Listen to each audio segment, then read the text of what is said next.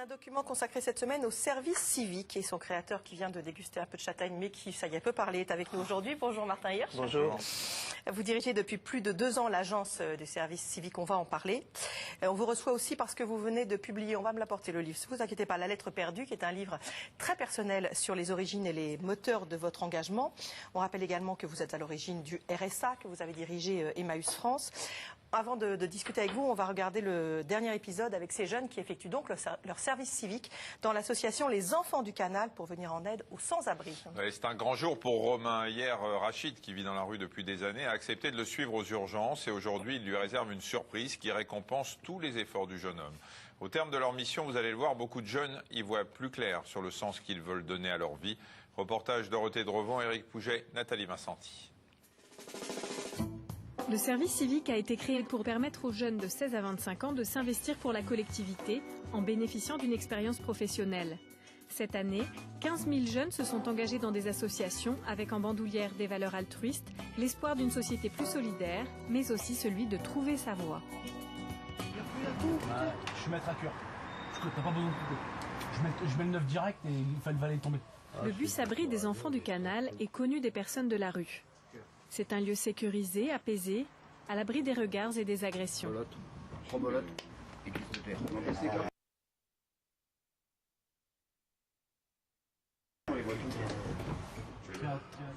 Pendant qu'à l'étage, on tape la belote, Romain assure sa permanence. Et aujourd'hui, il a une bonne surprise. Pour la première fois, Rachid est passé spontanément le retrouver au bus. Il est gêné par le traitement anti-poux qu'il a reçu hier aux urgences. Ça arrête pas de me brûler. T'aurais pu aller pour le rinçage. Le rinçage, ouais, il n'est pas fait. Parce que tes produits là, ils sont puissants, ils te font... Dans 1h30, hein. Ah ouais, mais c'est trop tard. Pourquoi? Là, on a l'occasion. Alors, regarde, il y a Romain qui est là, toi t'es là, vous y allez. Ouais, mais il faut que je trouve faut qu'il me trouve un change d'abord. Et on va te trouver ça, nous, un change. On va voir. Dans sa mission, Romain s'appuie sur Clément. Cet éducateur responsable du bus sait bien que la venue de Rachid est le fruit du travail obstiné de Romain. Quelqu'un qui vous sollicite pour un accompagnement vers une douche, vers l'hôpital, vers un médecin, vers un dentiste, etc.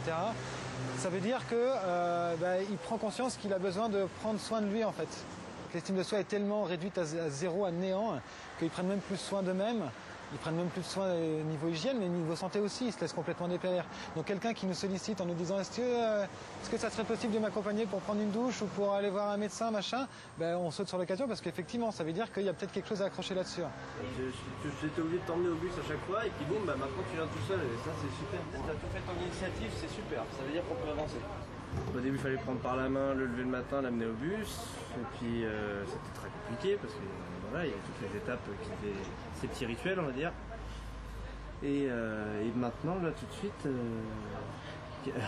bon certes je vais encore le lever le matin, n'empêche qu'il arrive à venir tout seul, donc la prochaine étape c'est qu'il se lève tout seul, il vient le matin et puis voilà. On fait tout ça bien lundi. Lundi, mieux que de faire ça à l'arrache là tout de suite. Ouais. On va faire ça bien lundi.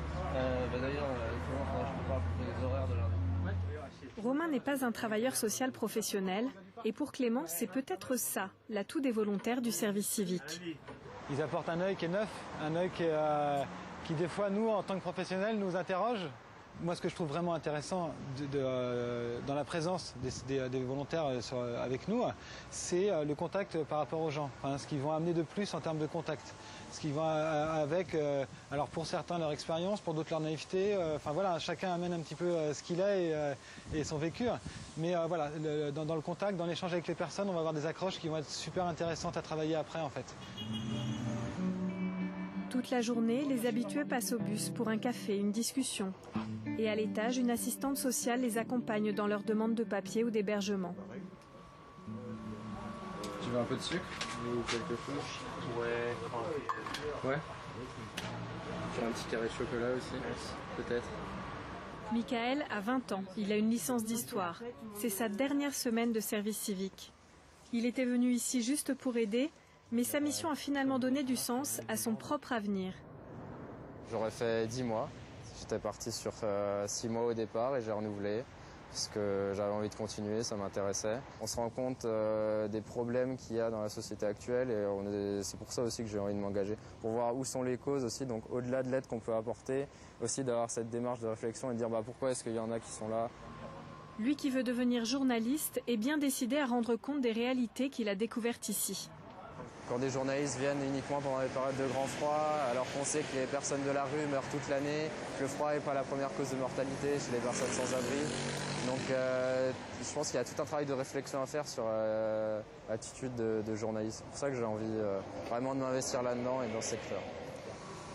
Là, c'est cool, ça va faire bizarre. Bah oui, forcément, si on disait. De toute façon, pas question pour Michael de laisser tomber les gens de la rue. Il a décidé qu'après son service civique, il poursuivra les maraudes, bénévolement cette fois. Avec les anciens volontaires et les actuels, on a monté une association à nous, entre guillemets, qui s'appelle les Volontaires du Canal, donc dans la continuité. Et on veut vraiment appuyer l'association lors de, que ce soit pour des maraudes ou pour des grands événements, des rassemblements. On va apporter notre touche et dire, voilà, en tant que service civique, on avait un regard différent du métier. Donc on aimerait pérenniser ça et dire on va continuer dans ce credo et apporter notre touche, qu'on a tous des spécialités différentes aussi, on a tous de milieux différents. Et c'est ça qui fait aussi notre unité, notre mixité. Et je pense qu'on peut beaucoup apporter encore après. Donc l'aventure n'est pas finie, je pense, avec eux. Une belle aventure, humaine, professionnelle, qui gagne à être connue. Cette année, 10 000 postes sont restés vacants sur les 25 000 proposés. Un vrai gâchis, alors que tant de jeunes sont au chômage.